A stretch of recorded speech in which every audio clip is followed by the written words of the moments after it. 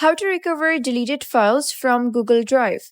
Hello guys and welcome back to our channel. In this video, I'm going to show you how you can recover any deleted file from Google Drive. So let's get started.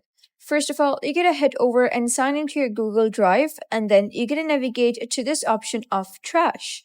So simply click on trash, and once you're in the trash section, you'll be able to see all of the files that you have recently deleted.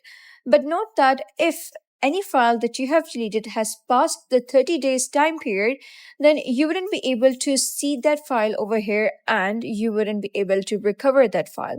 So only the files that you have deleted within 30 days time period, you'll be able to see that over here and you'll be able to recover that.